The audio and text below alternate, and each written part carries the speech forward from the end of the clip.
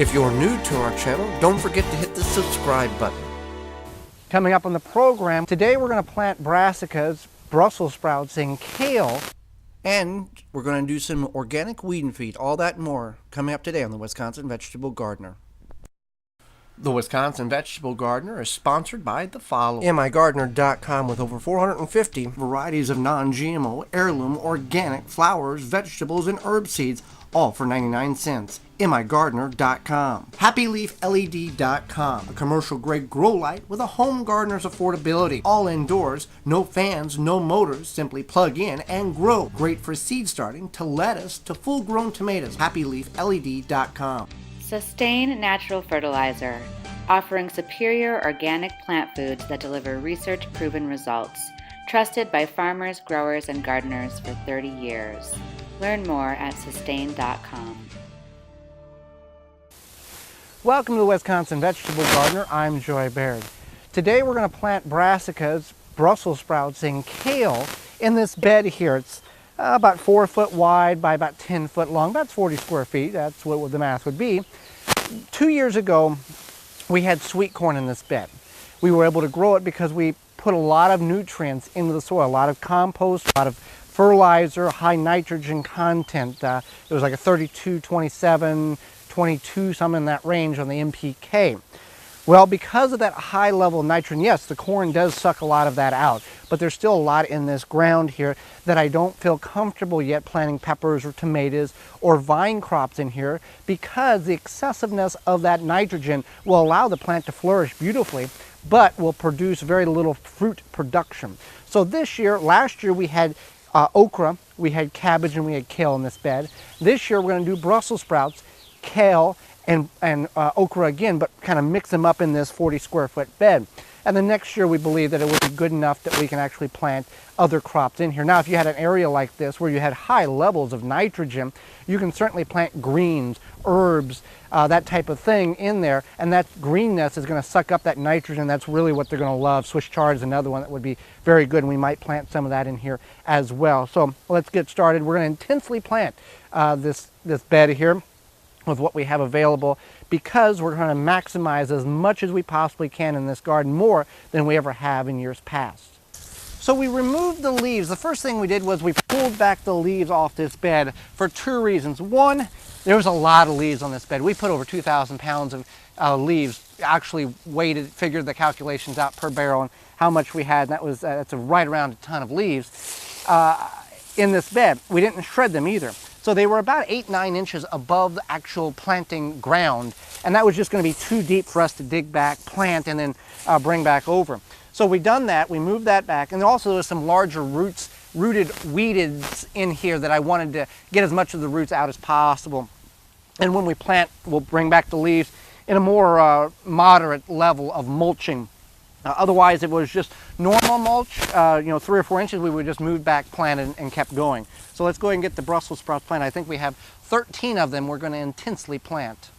Okay, so the first thing I want to do is I want to space these out to where I'm going to plant them, just so I have an idea of the grid work here.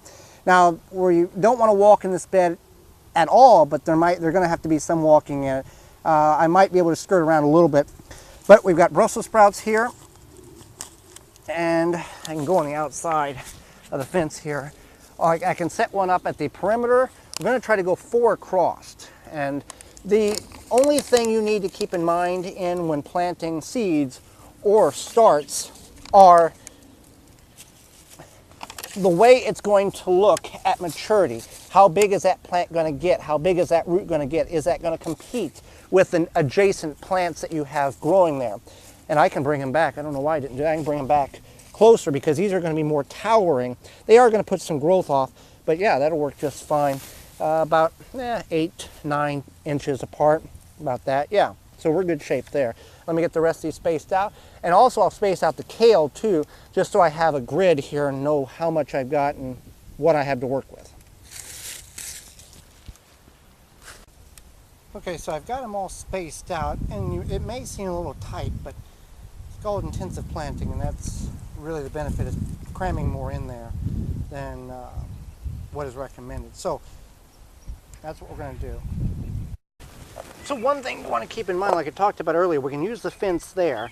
The perimeter is right in here, so I can go pretty close to the perimeter and still get them planted. Now, if you want to tease the roots a little bit, you can, based on the conditions that you think is necessary to. You want to bring back whatever leaves that are still on the surface there, and then I'm just going to, it's very wet, but the soil is breaking apart very, very well. So it's not soppy mud, it is very damp. So now I'm going to plant or use Sustain all natural fertilizer, the recommended rate, which I know by a number of handfuls there on the back of the package. Work that in. Now we want to plant this at the same level in which it came out of the container, because we don't want to bury it any deeper because it can rot the stem. So we just plant it like that. We'll get them all planted, and then we'll bring the leaves back in and mulch heavily around the kale as well as the Brussels sprouts.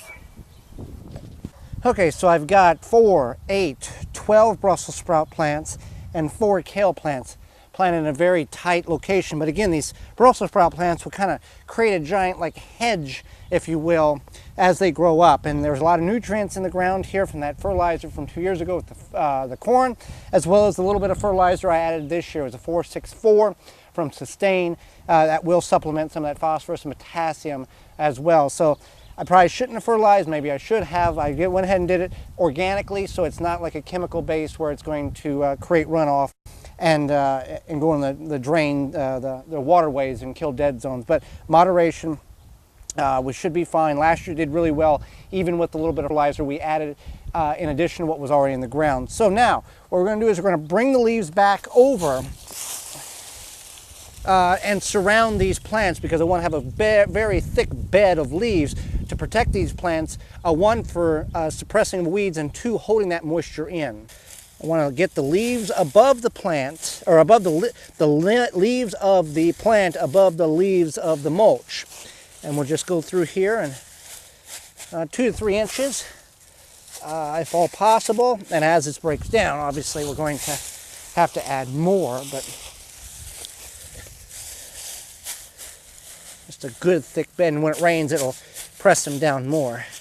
But always have plenty of leaves. If you don't, chemical-free, seed-free grass clippings will also work in this application. The kale you can harvest at any time. Obviously, we want to wait till it gets a little more mature, and you can pick a few leaves at a time. You don't want to strip the whole plant, and it'll produce all the way into the cold temperatures in the fall. Brussels sprouts, 100 to 120 days. Obviously, you can leave them later on until it gets really cold, October, November.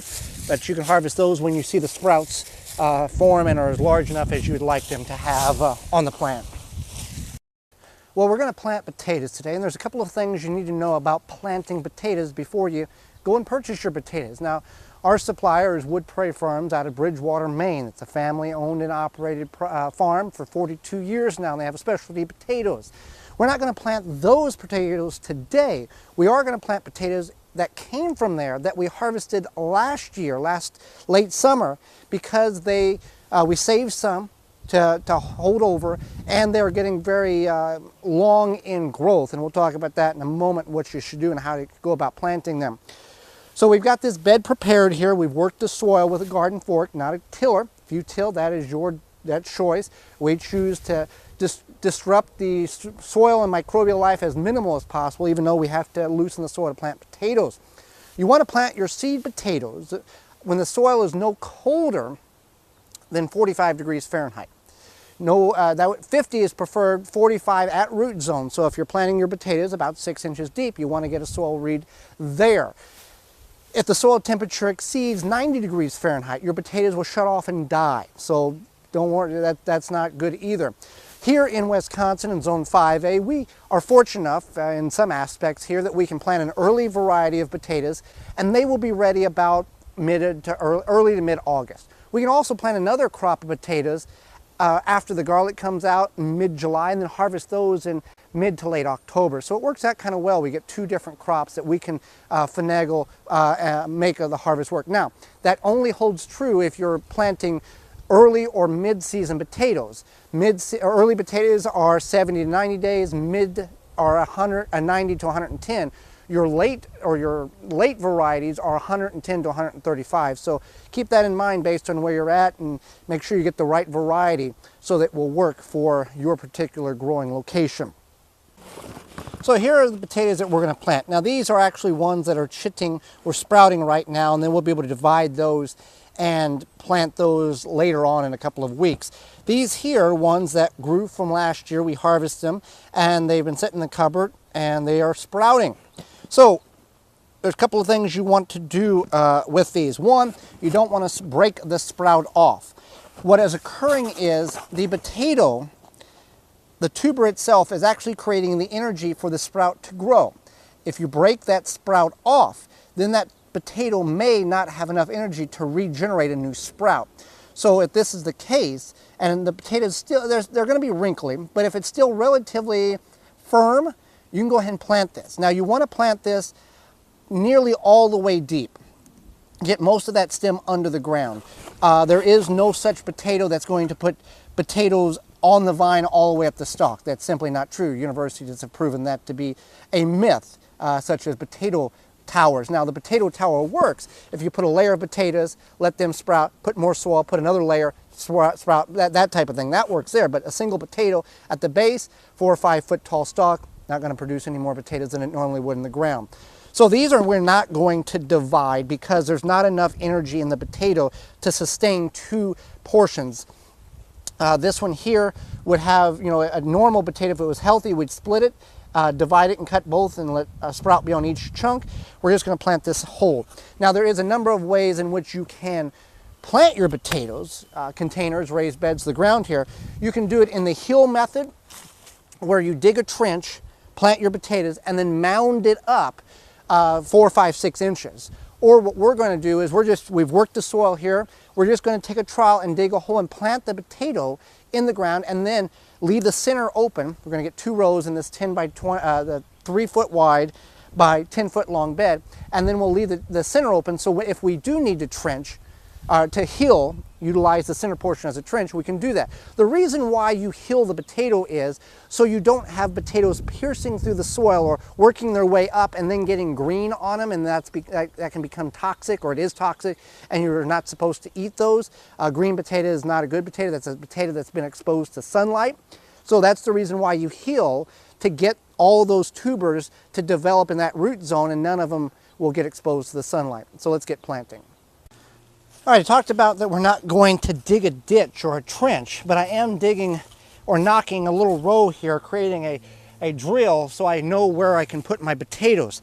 Now, when you're planting your potatoes, we want to space them. I'm going to go about 8 to 9 inches apart, and that's going to give this very loose soil. We're going to add sustained fertilizer. That's going to work real well. So about every 8 inches, I'm going to plant a potato. The row here between rows, about a foot there. And we've got this center part here where we can use to hill up if we need to. So we're going to get the seed potatoes planted here.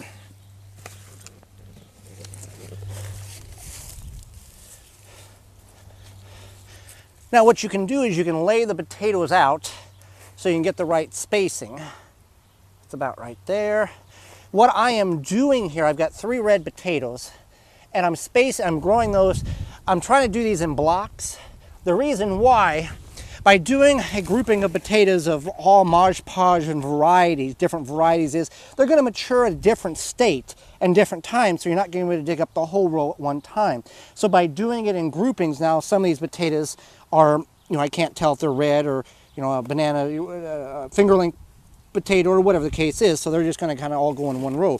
But the red ones I can space, and at least I can get a little bit, get these to, done at one time. So we're going to plant this potato. So again, you can do your trench, you can do your row. I'm just going to dig right down where that I marked it with the hole there, and get rid of that rock. All right, now I am every bit of 6, 7, 7.5 inches deep here. This soil is all loose. So what I'm going to do is first I'm going to add a little bit of the Sustain All Natural Fertilizer to the hole. I'm going to work that in just so the potato is not really setting directly on it, but it will grow into it. Then we're just going to plant it all the way down, firm it down. Again, we don't want to break off this potato or any sprouts because it's trying to put roots on. Once it gets in the soil, it realizes it's got soil and it'll put roots on. Once it has enough roots, it will detach from the seed potato. And that's when you find that potato at the time of harvest. So we're going to put that all the way down. Now we're going to gently put soil around it. If we can cover the top up, even though it's a little green, we can just cover and mound that up a little bit, and we are good to go on that. And you'll see that piercing through. So I'm going to, in about a week or 2 weeks there, get rid of that rock. I'm going to get the rest of these planted, and then we'll talk about the importance of mulch. We're going to use leaves. We're going to put a heavy coat of leaves over this bed. One, to protect the soil from the atmosphere. Everything in nature is covered. Prairies, woods, that type of swamp areas all got some kind of covering on it. Well, swamps or water. We're going to cover the soil here because everything in nature has some type of covering on it. Prairies, fields that are not agriculturally worked, woods have the leaves over the soil, so that's what we're going to do. If you don't have leaves available, good straw, a good layer of straw will work really, really well. I'm wanting to hold the moisture in, and don't worry about it if you've got a couple of inches of leaves or straw on top of your potatoes. They're already digging through or growing through 7, 8 inches of soil. So this is going to be no problem at all. So I'm just going to mound it up, and this will also feed the soil throughout the growing season here. You don't really, you can worry about the center if you want. I'm going to focus on the mounds here, and these leaves are very wet, so it will work. They'll hold into place. If you do use straw, you would want to wet it down if it's going to fly away. So that's how we're going to do it.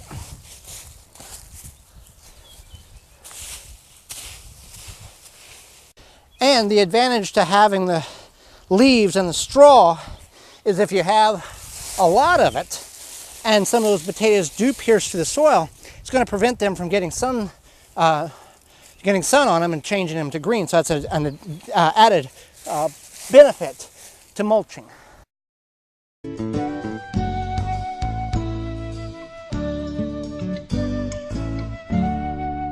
So many people choose to, in the spring, spray their lawn or spread a weed and feed on their lawn to kill the broadleaf weeds and thicken the grass so they have a nice blanket of grass on their lawn.